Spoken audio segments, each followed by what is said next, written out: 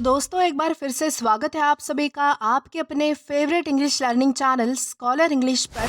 मेरा नाम है दीपिका कुमावत और मैं इस चैनल पर वेरियस कॉम्पिटिटिव एग्जाम्स के लिए इंग्लिश सब्जेक्ट टीच करती हूँ। तो बेसिकली आज की इस वीडियो में हम एक बहुत ही शानदार और इंटरेस्टिंग पोएम को डिस्कस करने वाले हैं जिसका नाम है hope is the thing with feathers by Emily Dickinson. तो चलिए पोएम में आगे बढ़ने से पहले सबसे पहले हम हमारी पोइटिस के बारे में थोड़ी बहुत इन्फॉर्मेशन देख लेते हैं। दोस्तों अगर बात की जाए हमारी पोइटिस के बारे में तो एमिली डिकिंसन इनका जन्म जो है वो 10 दिसंबर 1830 एमर्स्ट यूनाइटेड स्टेट्स में हुआ था।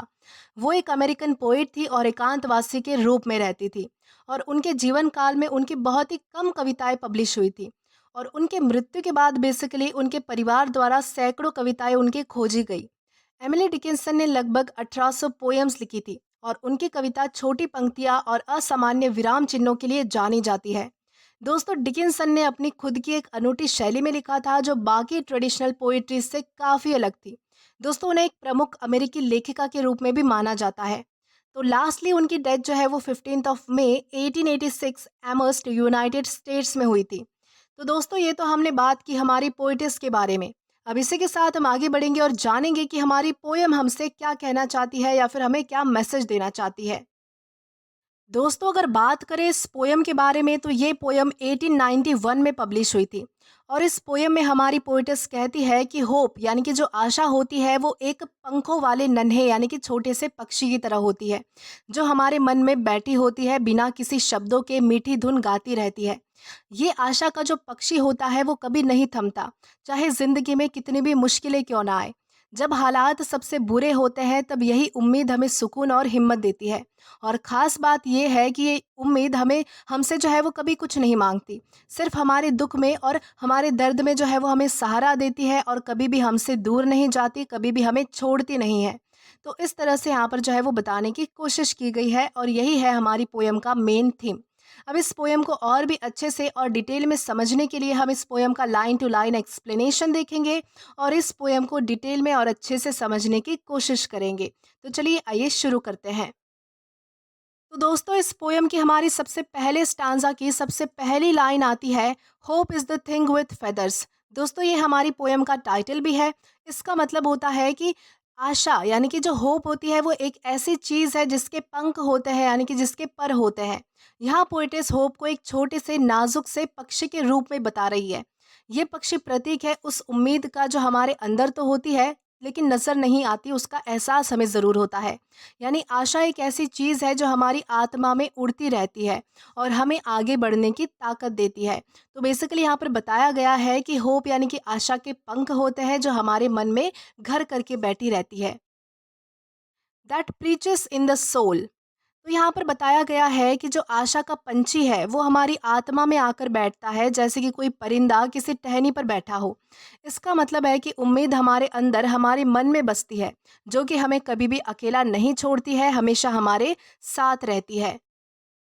देन इस स्टांजा की हमारी लास्ट टू लाइंस आती है and sings the tune without the words and never stop at all.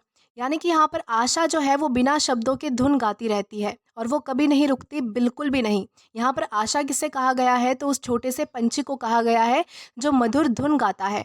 यहाँ पर हमारी पोइटेस कहती है कि ये आशा शब्दों के बिना ही मधुर गीत गाती है। इसका मतलब है कि जब हम अंदर से बहुत ज़्यादा टूट जाते हैं, बहुत ज़्यादा परेशान होते हैं, तब भी कोई ना कोई आवाज़ हमें अंदर से दिलासा देती रहती है और ये आशा कभी बंद नहीं होती, कभी थमती नहीं, चाहे हालात कितने भी ज़्यादा बुरे क्यों ना हो, ख़राब क्यों ना हो। देन हमारा सेकेंड स्टैंजा आता है and sweetest in the gale is heard and sore must be the storm. यानी कि तूफान में इस आशा के एक पंछी की जो आवाज़ है वो और भी ज़्यादा मधुर लगती है और भी ज़्यादा प्यारी लगती है, चाहे तूफान कितना भी ज़ोरों का क्यों ना हो।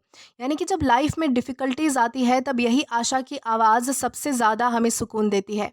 मुश्किल समय में ही समझ आता है कि उम्मीद हमारे लिए कितनी ज़्यादा कीमती है। यह हमारी पोइटेस कहती है कि अगर कोई इस उम्मीद के पंछी को चुप कराना चाहे, अगर इसे बर्बाद करना चाहे तो तूफान बहुत ही भयानक, दर्दनाक और ज़ोरों का होना चाहिए। बेसिकली यहाँ पर कहा गया है कि मुश्किल हालात भी इस उम्मीद को आसानी से नहीं हरा सकते यानी कि तोड़ नहीं सकते। तो इस तरह से यहाँ पर हमारी पहली दो लाइंस में समझाया गया है।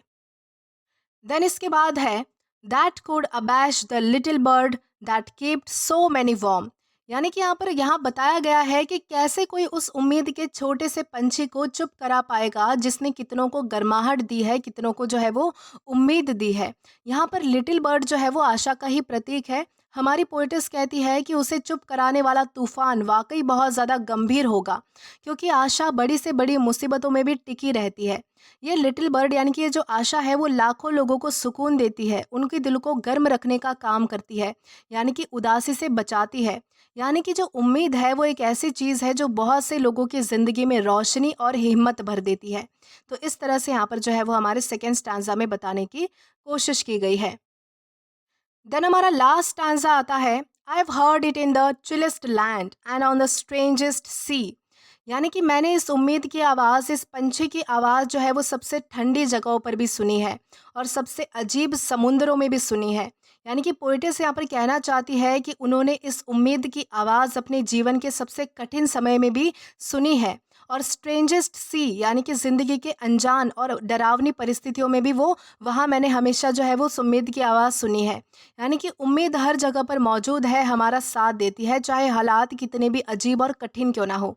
इस तरह से यहाँ पर जो है वो इन 2 लाइन्स में बताया गया है। देन हमारी लास्ट 2 लाइन्स है, yet never in extremity it ask a crumb of me. ये 2 लाइन्स बहुत ही ज़्यादा ब्यूटीफुल है। यानी कि यहाँ पर बताने की कोशिश की गई है कि हमारी पोएटिस कहती है कि फिर भी जब मैं बहुत ही ज़्यादा बुरे हालात में थी तो इसने मुझसे एक टुकड़ा भी नहीं मांगा। किसने नहीं मांगा? तो उस आशा के यानी कि उम्मीद के पंछी ने नहीं मांगा। यानी कि पोएटिस कहती है कि उम्मीद ने कभी कुछ नहीं मांगा, ना कोई इनाम मांगा, ना कोई कीमत मांगी। वो बस बिना शर्त के हमें ताकत देती रही। यानी कि सच्ची उम्मीद वही होती है जो निस्वार्थ होती है। बस हमें वो सब कुछ दे देती है, बदले में हमसे कुछ भी नहीं माँगती।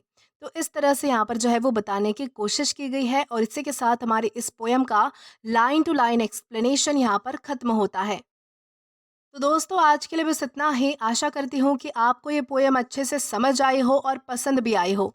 दोस्तों अगर आपने अभी तक हमारा टेलीग्राम चैनल ज्वाइन नहीं किया है तो टेलीग्राम पर English with Deepika Kumawat search करके या फिर डिस्क्रिप्शन में दिए गए लिंक के थ्रू डायरेक्ट आप हमारा टेलीग्राम चैनल ज्वाइन कर सकते हैं, ताकि आप कभी भी किसी भी नए आने वाले वीडियो से रिलेटेड कोई भी अपडेट्स को मिस ना करें। और दोस्तों अगर आपको आज का ये वीडियो पसंद आया है या फिर हेल्पफुल लगा है तो do like this video, subscribe the channel and share as much as you can. और अगर आपने इससे पहले वाले वीडियोस नहीं देखे हैं तो यहाँ पर मैंने एक प्लेलिस्ट प्रोवाइड कर दी है, जहाँ पर आप क्लिक करके वो सभी पहले वाले वीडियोस भी देख सकते हैं और एक्सप्लोर कर सकते हैं। Till then keep learning. Thank you.